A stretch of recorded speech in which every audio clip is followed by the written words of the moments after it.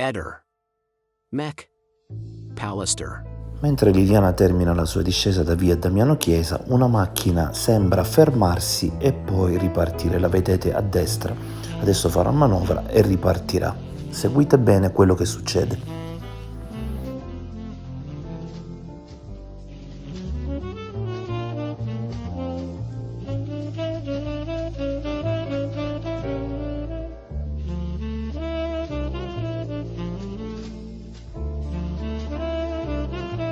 Noi sappiamo che per una serie di ragioni molto probabilmente Liliana sparisce proprio tra questo punto e Piazzale Gioberti, quindi è importante questo momento.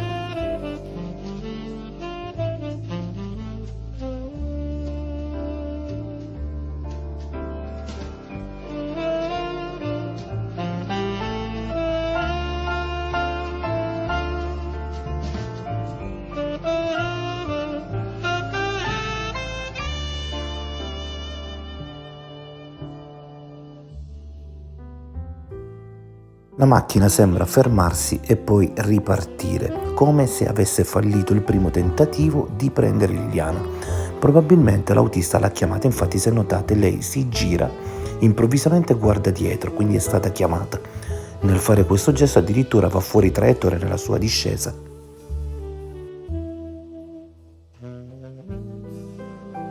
E se non è stata chiamata, quello che può venire in mente è che lei abbia riconosciuto qualcuno nell'abitacolo e si sia girata per questo.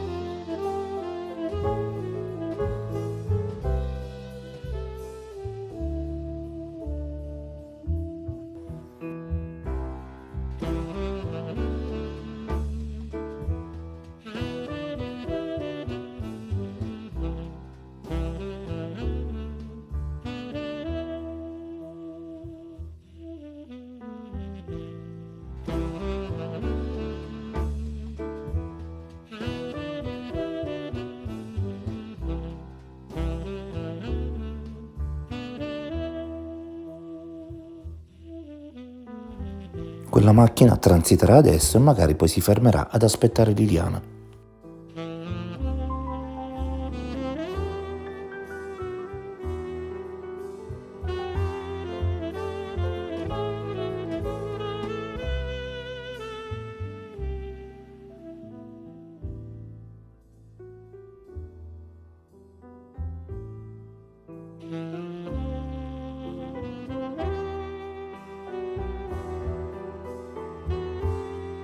Ehi, non dimenticare di iscriverti a questo canale.